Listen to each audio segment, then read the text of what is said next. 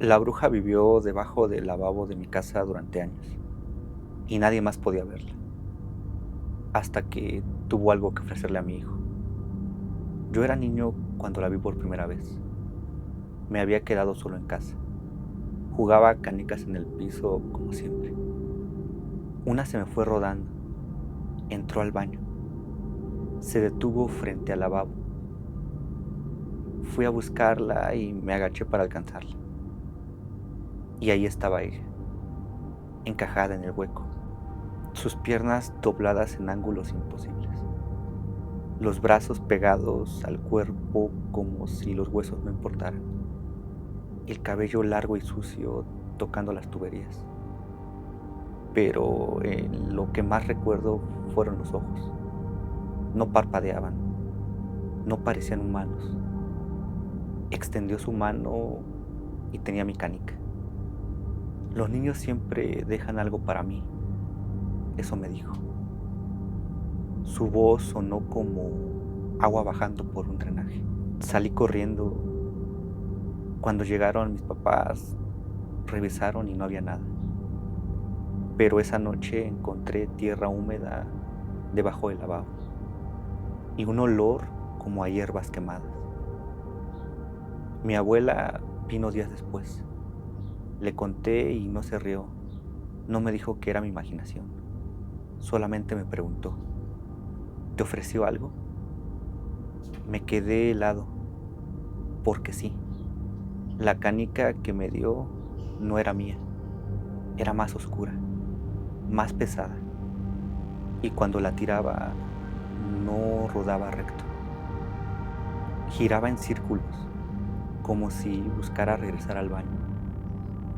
Mi abuela me explicó algo que nunca olvidé. Hay brujas que no vuelan, no se convierten en lechuza, no hacen pactos visibles. Se esconden en las casas, en los huecos, en lugares donde nadie cabe, y esperan a que un niño acepte algo, un objeto, un regalo, un intercambio. Desde ese día la puerta del baño amanecía abierta. Se escuchaban golpes en las tuberías a las 3 de la mañana. Las canicas desaparecían. Y una madrugada escuché claramente, ya casi creces. Nos mudamos años después. Pensé que todo había terminado. Hasta que, ya adulto, en mi nuevo departamento, abrí el gabinete del lavabo para guardar productos. Y encontré tierra húmeda, hierbas secas y una canica que no era mía. Hace 3 noches mi hijo estaba jugando en el piso. Una pelota pequeña rodó hacia el baño. Entró, se agachó y escuché que dijo, «Papá, una señora me está hablando». Corrí inmediatamente. Me tiré al suelo antes que él y la vi, más grande, más estirada, como si hubiera esperado que yo creciera para poder doblarse menos. Sonrió y dijo, «Ahora sí puedo llevarme algo mejor». No la vi salir, pero esa noche mi hijo despertó hablando dormido, repitiendo, «Ya casi crezco». Ahora debajo del lavabo hay marcas nuevas en la madera, como si algo estuviera empujando desde adentro. La bruja nunca entró a mi cuarto. Durante años se quedó colgada sobre la puerta mirándome. Y cuando por fin desapareció el espacio donde cabía, descubrí que no lo necesitaba. Ahora tengo una hija recién nacida y el techo de su habitación es más alto que el mío. Yo tenía 8 años cuando empezó. Mi puerta no llegaba hasta el techo. Quedaba un espacio rectangular oscuro entre el marco y el plafón. De día no significaba nada, pero de noche ese hueco parecía más profundo que el pasillo entero. La primera vez vi dedos, largos, demasiado largos, se apoyaban lentamente en el borde de la puerta, como si algo estuviera sosteniéndose desde afuera. No se movían, no rascaban y no hacían ruido, solo estaban ahí, sujetándose. La segunda noche subieron más. Vi nudillos, piel estirada y luego vi la cabeza. No bajaba, no cruzaba la puerta, solo se inclinaba desde arriba, observándome, como si yo fuera el que estaba encerrado.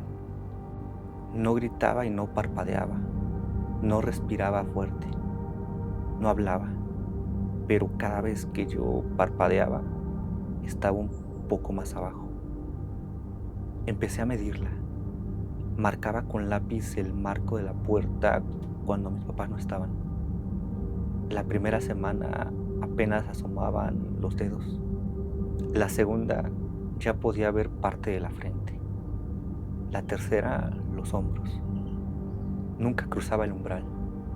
Nunca tocaba el suelo. Solo descendía unos centímetros cada noche, como si estuviera aprendiendo cuánto espacio necesitaba. Una madrugada escuché algo distinto. No venía del marco, venía del techo. Un sonido suave, como uñas deslizándose sobre yeso. Muy lento, justo encima de mi cama. Fue entonces cuando entendí algo que me heló la sangre. No estaba colgada desde el pasillo, estaba adherida al techo. El hueco sobre la puerta era solo el lugar donde yo podía verla. Con el tiempo dejó de parecer humana. Sus brazos ya no eran largos, eran flexibles. Su cuello giraba más de lo normal. Sus ojos no parpadeaban. Y una noche, cuando la oscuridad era más densa que de costumbre, me sonrió. No con los labios, con la piel, como si la cara se estirara hacia atrás. Y me susurró: los techos también son portales. Insistí tanto que mis papás terminaron cambiando la puerta. La hicieron llegar hasta el techo. Sellaron el espacio, sin hueco, sin sombra arriba. Esa noche, por primera vez en meses, sin mirar el marco, pude dormir. Pero a las 3:17 desperté sin saber por qué. No escuché nada, no vi nada. Encendí la luz. La puerta estaba normal. El techo intacto, sin dedos, sin marcas. Me convencí de que todo había sido producto de mi imaginación. Con el tiempo crecí, nos mudamos. La historia quedó atrás, o eso había creído.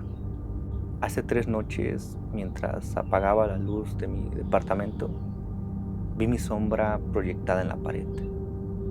Y encima de ella otra, más alta, pegada al techo. No imitaba mis movimientos, no reaccionaba cuando yo me movía. Solo estaba ahí, inmóvil, como si estuviera calculando otra vez, como si estuviera midiendo. Ahora tengo una hija, acaba de nacer. Su habitación es pequeña, pero el techo es más alto que el de mi cuarto cuando yo era niña.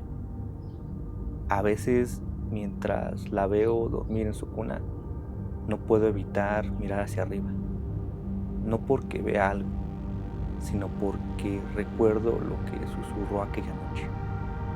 Los techos también son puertas. La bruja no entró por la puerta, no rompió la ventana. Intentó nacer desde la pared del cuarto de mi hija, y cada noche lograba salir un poco más. Vivimos en una casa vieja de madera. Las paredes crujen, se expanden, respiran cuando cambia la temperatura. Eso es normal aquí. Pero esa pared no crujía, se inflaba, como si algo respirara adentro. La primera vez pensé que una sombra estaba ahí, que estaba mal formada. La luz del pasillo hacía formas raras. pero la sombra no desapareció cuando apagué la lámpara. Siguió ahí. Desde la cintura hacia arriba, algo estaba atravesando la madera. No rompía la pared, no la astillaba, la ocupaba, como si la pared fuera agua espesa y ese cuerpo estuviera emergiendo lentamente. Cada noche se distinguía algo más, un torso delgado, brazos demasiado largos, el cuello estirado hacia adelante. No salía del todo, era como si la casa no dejara terminar de existir. Una madrugada lo vi claro. La mitad superior de su cuerpo estaba afuera. La otra mitad seguía atrapada. No parecía sólido, pero tenía peso. La cara estaba aplastada contra la madera, estirada, como si la pared fuera piel. Y entonces abrió los ojos. No me miró a mí, miró la cuna. Mi hija tenía 3 meses. Dormía del lado izquierdo del cuarto. La cosa inclinó el cuello. Lo hizo más de lo que un hueso soportaría. Y sonrió, no con ternura, con reconocimiento. Intenté convencerme de que era estrés, falta de sueño, hasta que encontré marcas no en la pared, en la madera de la cuna. Pequeñas hendiduras, como si uñas hubieran intentado sostenerse ahí. Esa noche me quedé totalmente despierta esperando. Y a las 3:12 la pared comenzó a hundirse hacia afuera, como si alguien empujara desde adentro. Primero salieron los dedos largos, torcidos. Después el brazo, luego el hombro. La madera no se rompía, se estiraba, como tela húmeda. La bruja estaba saliendo, lentamente, directamente hacia la cuna. Cada exhalación hacía que la pared se inflara y se desinflara. Me acerqué, tomé a mi hija. En ese momento la cosa detuvo el movimiento. Giró la cabeza hacia mí y sus labios apenas se movieron. No es tuya. La voz no salió de la boca, salió de la madera. Al día siguiente abrí la pared. Pensé que encontraría humedad, termitas, moho, pero detrás solo había aislamiento y vigas intactas. Ningún hueco, ningún espacio donde algo pudiera caber. Esa noche moví la cuna a otro cuarto. La pared volvió a estar lisa, plana, normal. Durante 3 días no pasó nada, hasta que escuché el mismo crujido en la pared del nuevo cuarto. No creo que quiera salir completamente. Creo que la casa no es su prisión, es su puerta. Y cada vez que mi hija crece un poco más, la pared se infla un poco también, como si ambas estuvieran esperando el mismo momento.